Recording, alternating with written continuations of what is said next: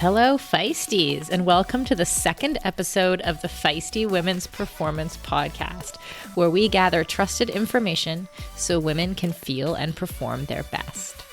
I'm Sarah Gross, and each week I'll be talking to experts, leaders, and other advocates to cut through the BS and bring vetted information to active women. This podcast is a production of Feisty Media.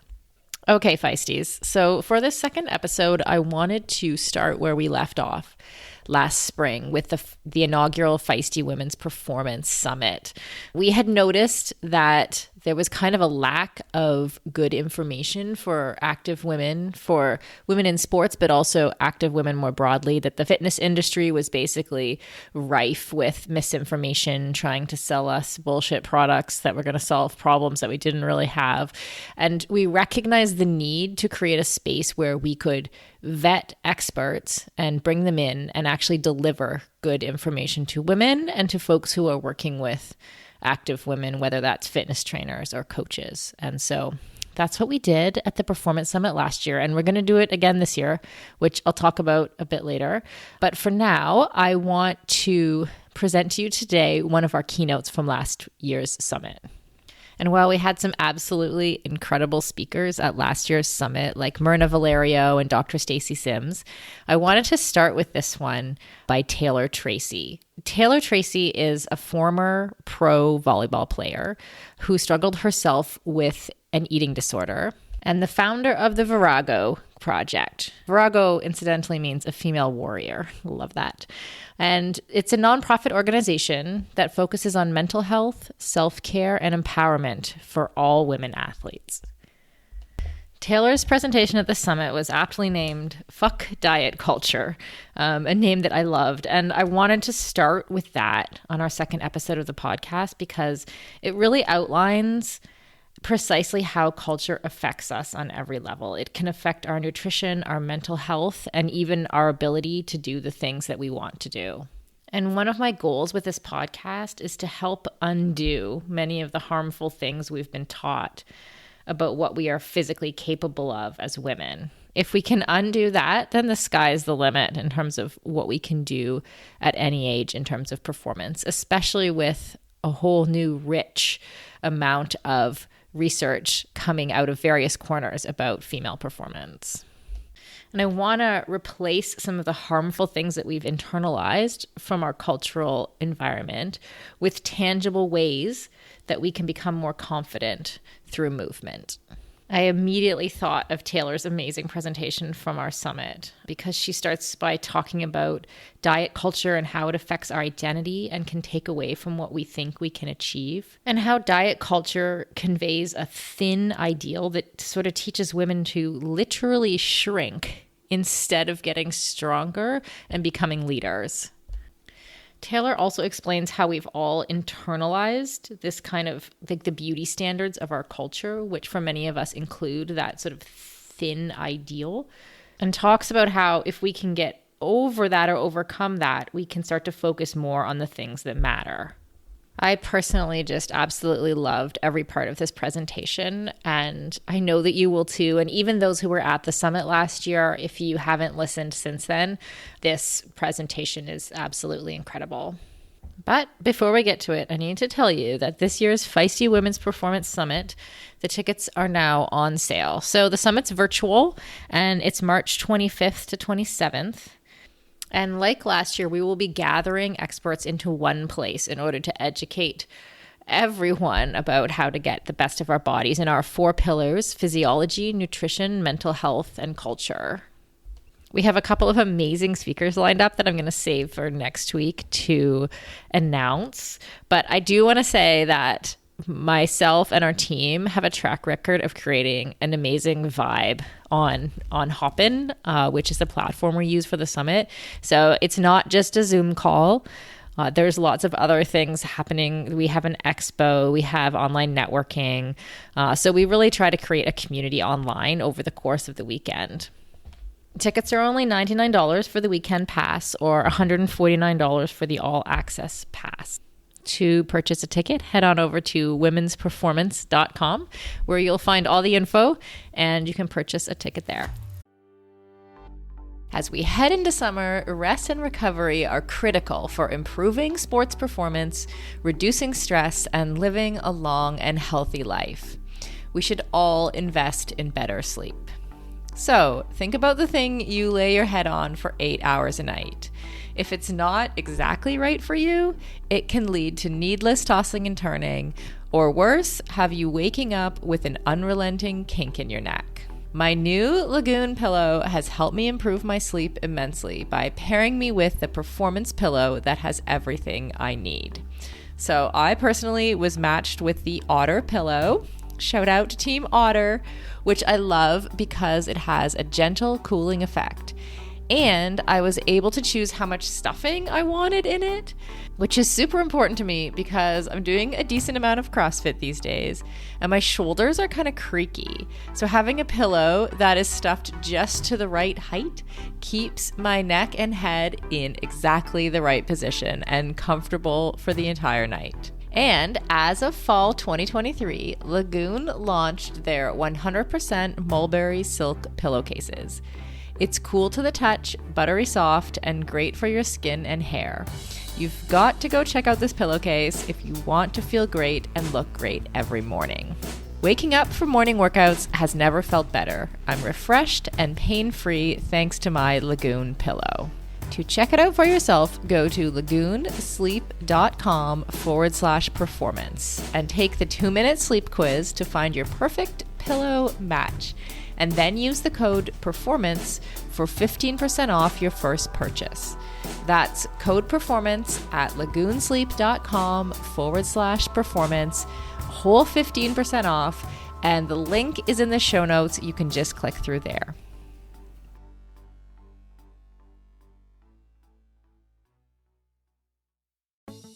For decades, running shoes have been researched, tested, and designed for men.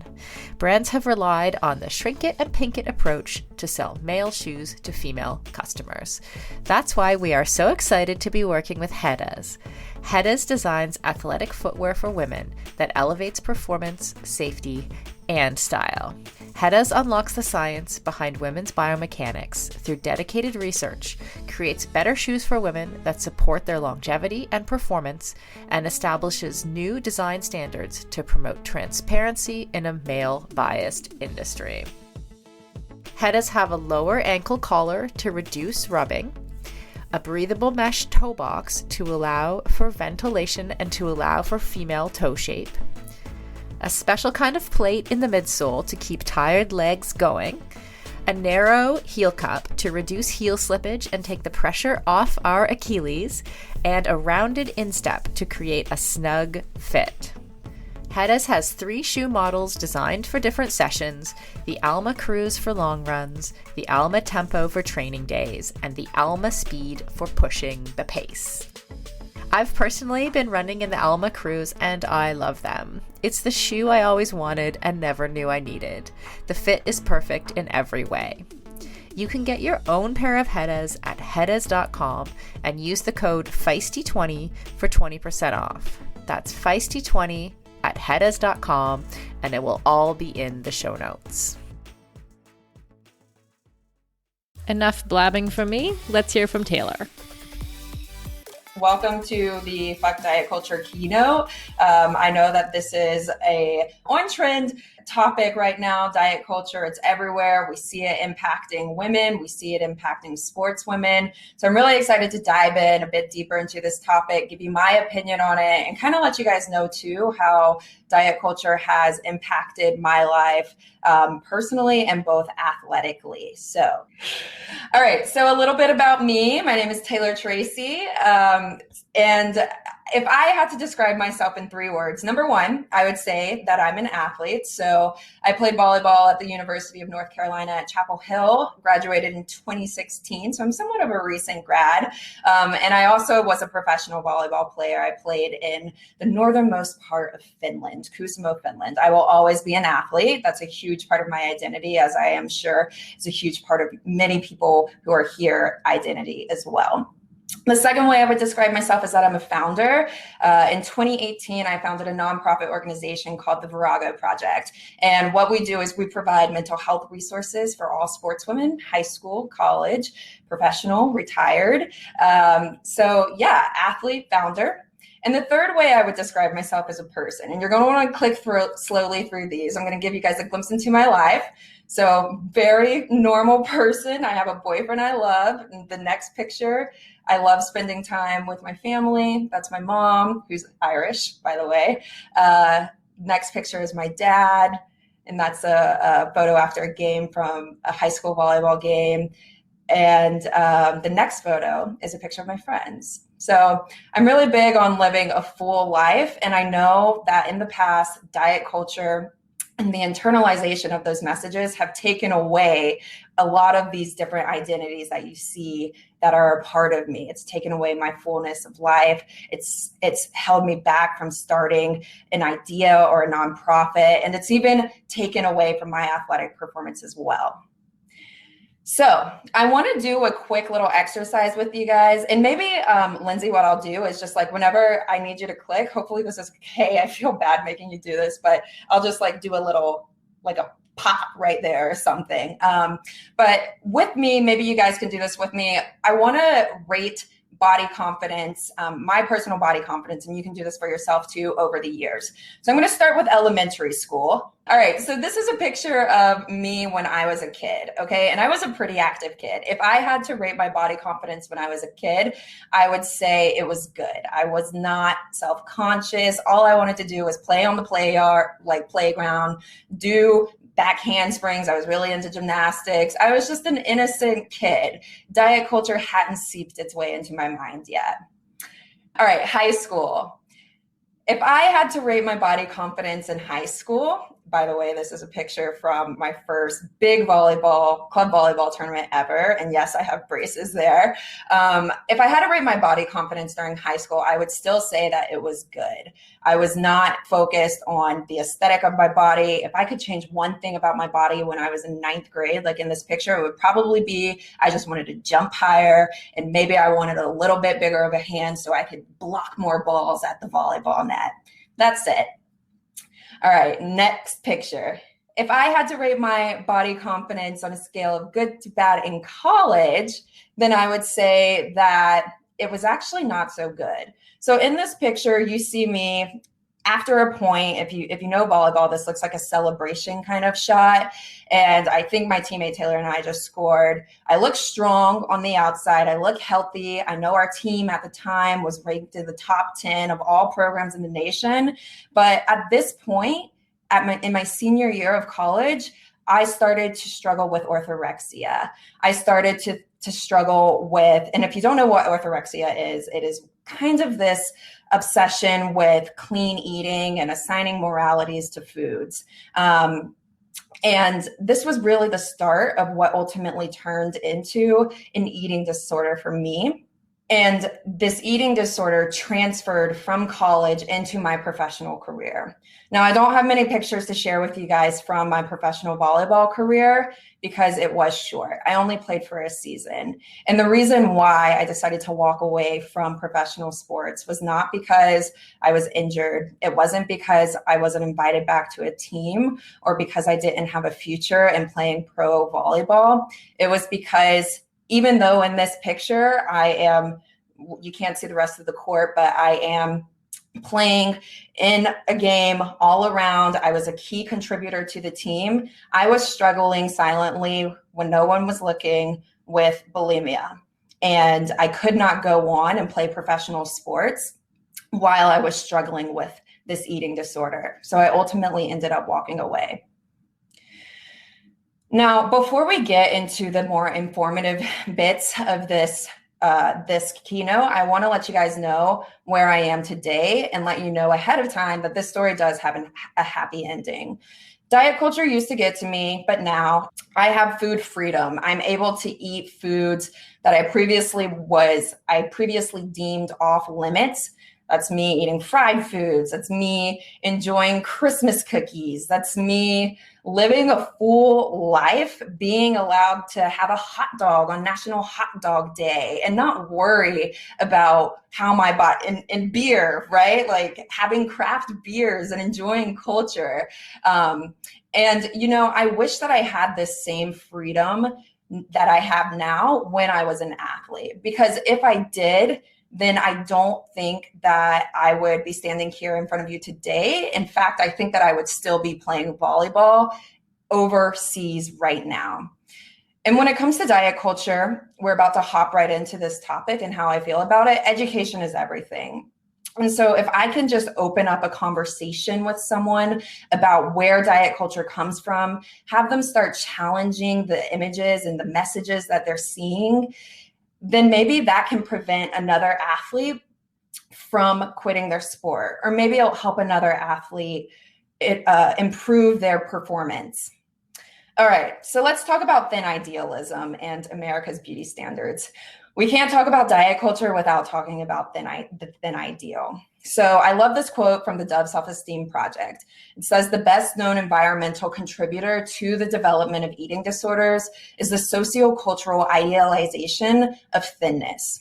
Now, if you don't know what the thin ideal is, it's essentially the concept of the thin, slim female body, okay? And the common perception of this is very similar to what you see in this image here of the Victoria's Secret kind of frame, all right? It's a woman who possesses a slender, feminine physique with a small waist and a little bit of body fat.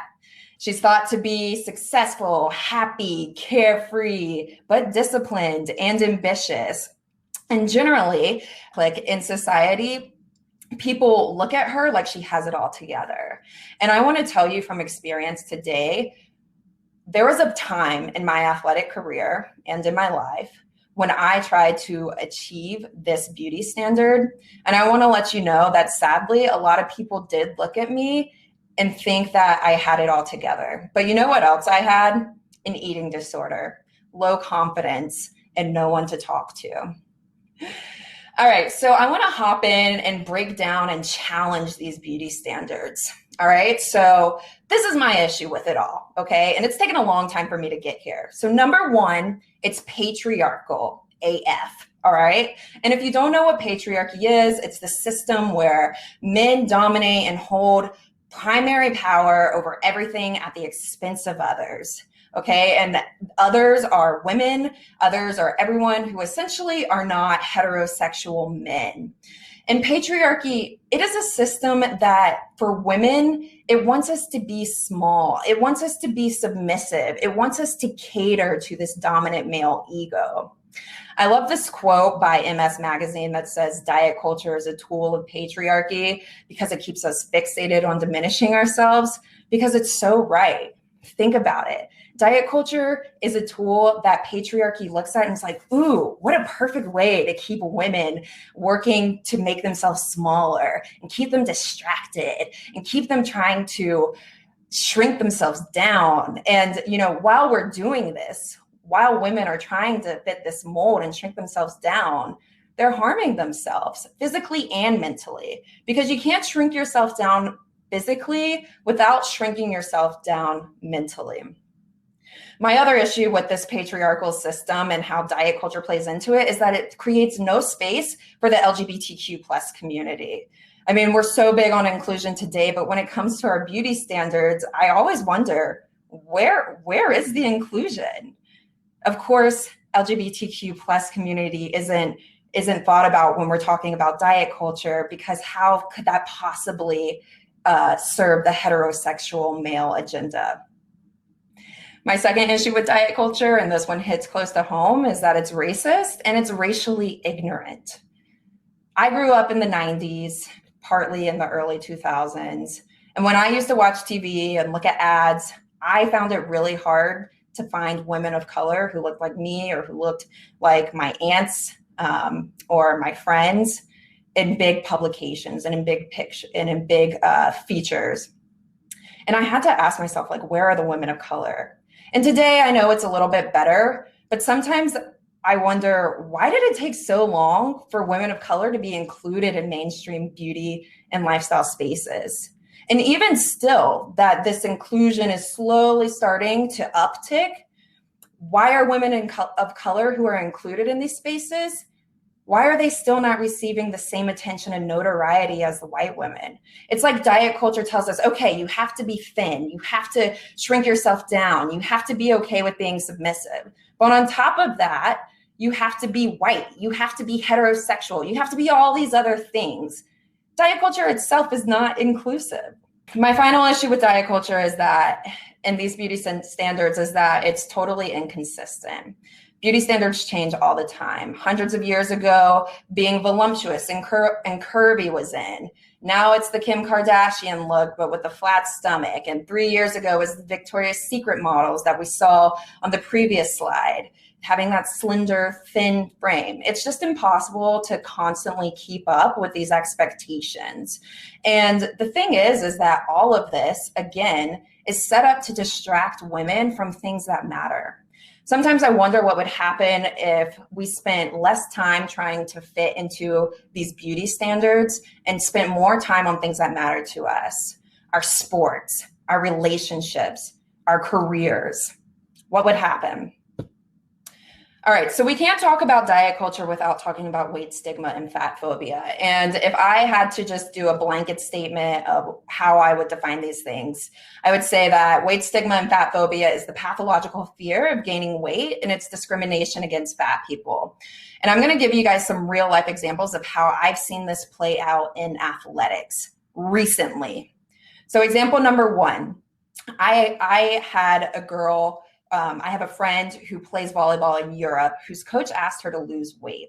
All right. Even though she's scoring amongst the highest scorers on her team, she's performing well. She's a volleyball player. And volleyball is not a weight regulated sport. Her coach still wants her to lose weight. Why? Well, it's weight stigma. It's fat phobia. She's doing her job. Why are we forcing these athletes to change their bodies when they're performing the way that they should be? It doesn't make sense. The next example that I want to give you is of a young college athlete who actually DM'd our nonprofit and asked us to write a piece or to give her advice because she is an athlete, a softball player in a bigger body. And she needed a jersey that the equipment managers did not have, because the manufacturers of the jersey did not create the size that she needed.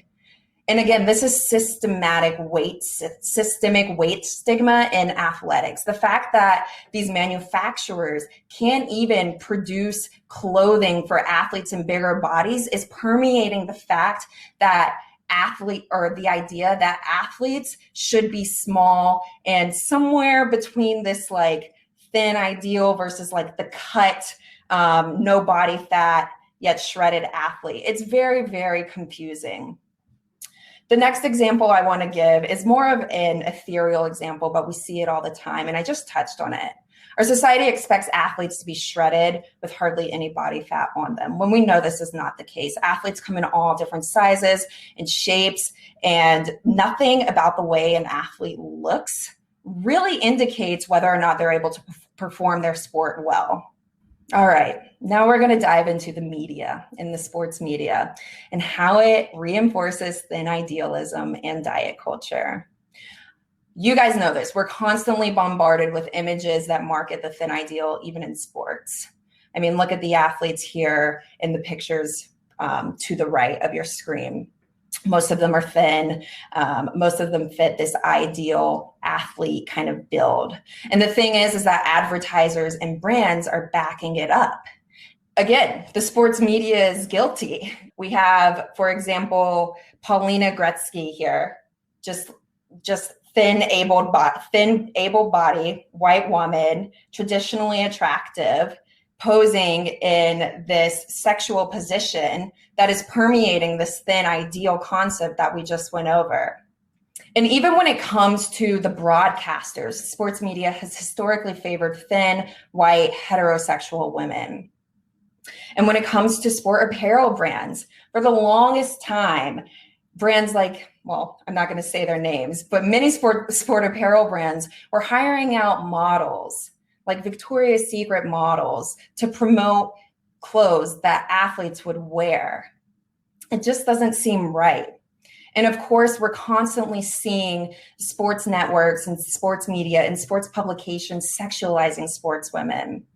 So diet culture on one end, athlete expectations on the other.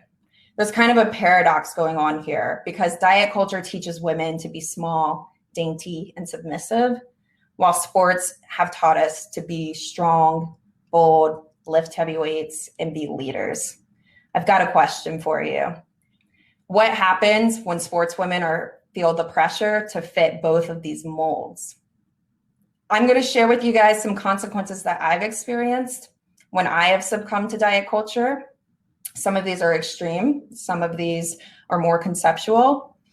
So number one, I would say disordered eating and dieting. Disordered eating, dieting go hand in hand. This up and down yo-yo dieting, whenever we internalize these messages that we need to change ourselves, change our bodies. The other is just preoccupation and obsession with our weight and how we look, which, as we mentioned before, it's so distracting. Overtraining and over-exercising is a common symptom of the internalization of the thin ideal. And eating disorders. This is something that I have firsthand experience with. On the physical side of things, we have low energy and low focus. Imagine trying to race when you're not fueled properly. Imagine how your performance would suffer. Injuries, your bone strength decreases. Your risk for osteoporosis increases. Your immune system decreases. Menstrual dysfunction, something that we see commonly in women's sports. We're taught that if we are missing our period, then we're quote unquote so fit. Actually, our period is a sign of health and vitality. And when we're missing our menstrual cycle, that means that something's seriously wrong and that we could be underfueled and our performance could suffer. And then relevant energy deficiency. When we are not consuming enough energy relative to the energy that we are exerting. And this causes all kinds of issues within our body. And not to mention the social isolation, the self-esteem issues, the stress, the anxiety, and the depression that comes when we're constantly internalizing diet culture's messaging. So how can we protect ourselves as sportswomen and our athletic performance from diet culture? These are some tips that I've taken away after years of therapy and just trying to unlearn what I used to know. So number one, I would recommend monitoring your language. Avoid commenting on your body in front of others and never make comments about another person's body, even if you think it's a compliment.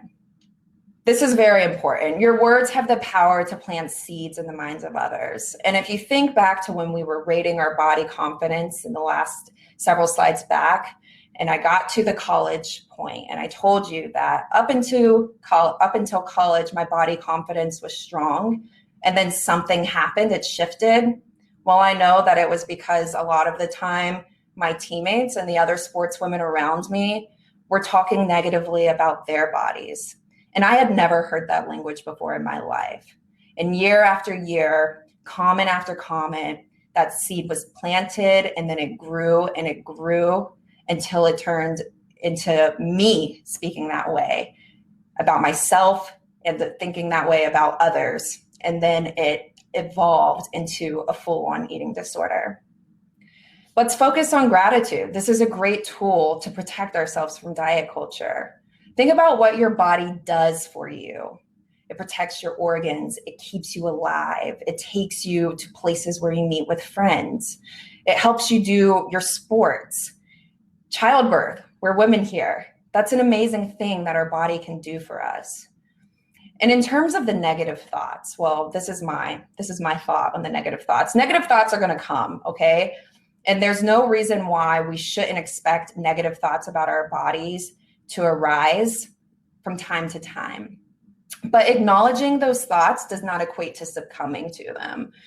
So whenever that thought comes into your mind when you're standing in front of the mirror in the morning, or you're looking at a picture of yourself after a race or whatever it might be, think about what's crossing your mind and be like, okay, I don't have to take this thought one step further. I can just leave it there and acknowledge that it's there. I'm not perfect. This is a big one. Surround yourself with positive people who think positively about their bodies. This is everything. If you have friends who are involved in diet culture, maybe you should recommend this video to them. Or maybe you should try and talk to them gently and let them know that you don't want to participate in it. Making memories is fun, but worrying about food isn't. And I touched on this a little bit before, but living a purpose-driven life, living a full life that includes sports and relationships and beer and cookies and cake and all of those fun things and balance, that's the life that I want to live. I don't want to live my life worrying about food or worrying about achieving these beauty standards that are going to harm me personally, mentally, athletically, emotionally. My last piece of advice for you is to seek help. There are so many professionals out there who could go dive so much deeper into all of the theory behind diet culture and can help you with whatever you're struggling with. I can't believe that it took me so long to reach out to a registered dietitian and to a psychologist to help me overcome my eating disorder. If I had done so sooner, again, I truly believe that I would still be playing my sport.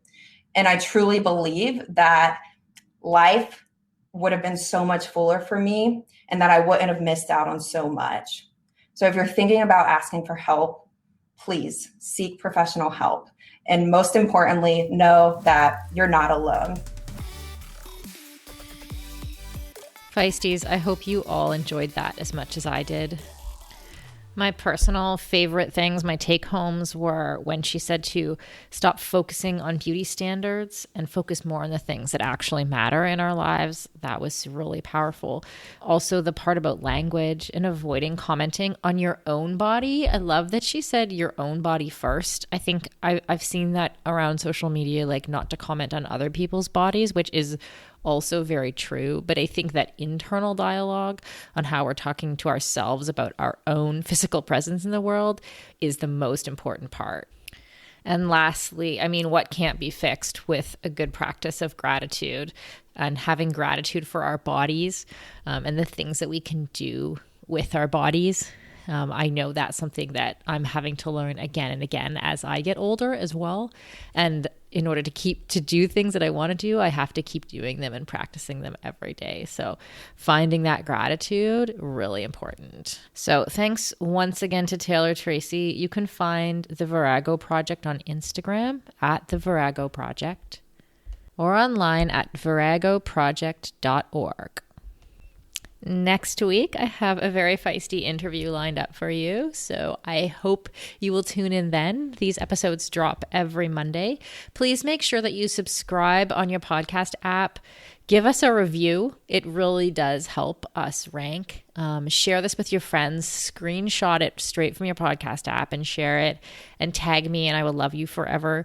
Ask me questions at sarah.gross on Instagram or at feisty_media, and we will do our very best to answer your questions all about the podcast or the things you're hearing on the podcast. That's it from me for this week. So in the meantime, go out and create an empowering culture for every active woman. And I'll see you next week.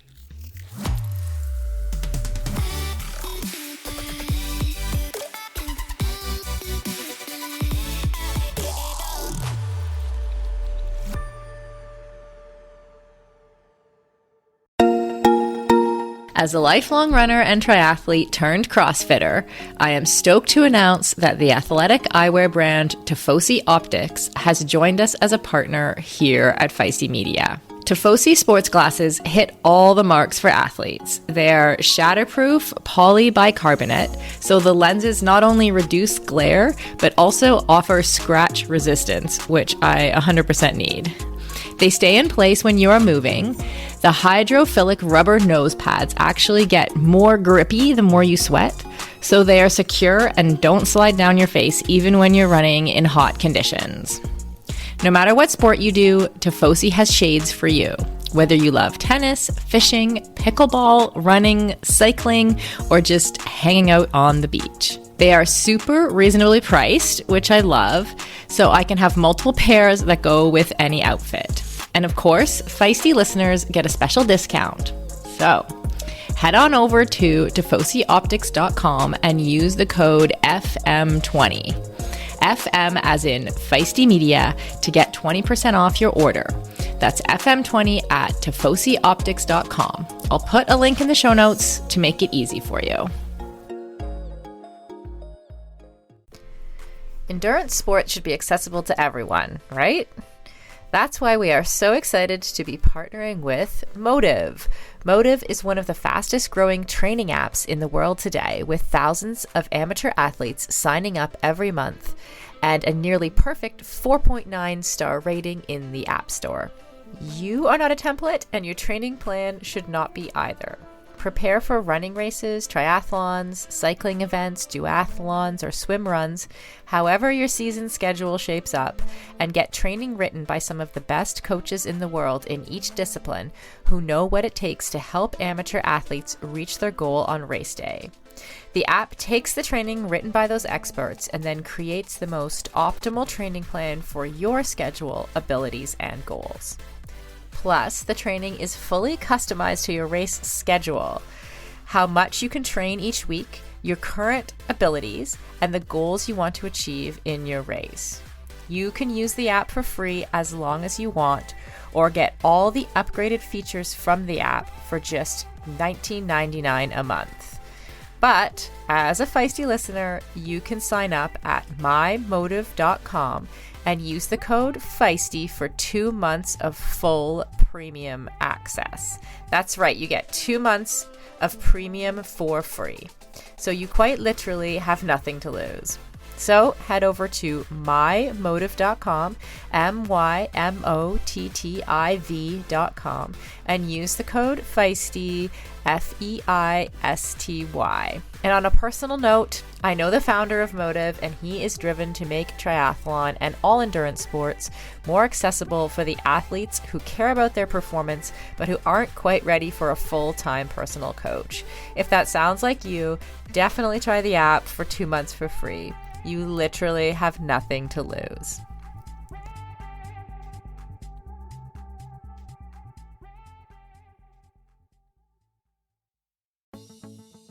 Building muscle can be tough, and gains can be so slow, even for those of us who do a lot of strength training. As an ex-endurance athlete who is now in perimenopause, I know this all too well. It can be frustrating to put in the time in the gym and not see the results I'm looking for. That's why it's super important to take the right supplements at the right time. One of those supplements is essential amino acids, which are needed to trigger muscle protein synthesis. Muscle protein synthesis happens when you eat high-quality protein, like eggs or whey. And by supplementing with additional essential amino acids, you can make sure you are getting the full benefit of your training sessions. Targeted essential amino acid formulas can be up to 4 times more effective than just eating protein. I've been taking amino acids for almost a year, and in combination with eating quality protein and a couple other supplements, I have managed to turn the tides on age-related muscle loss, which starts at 30 for women, by the way, and I have continued to make strength gains as I head towards 50. AminoCo has been a long-time sponsor of Feisty Media and has supported all of our brands and podcasts over the years. I recommend starting with AminoCo Perform, and you can grab some at aminoco.com/performance. If you enter the code PERFORMANCE, you will save 30% and receive a free gift if it is your first purchase. Give it a try and let me know how it goes. That's aminoco.com/performance and use the code PERFORMANCE to save 30%.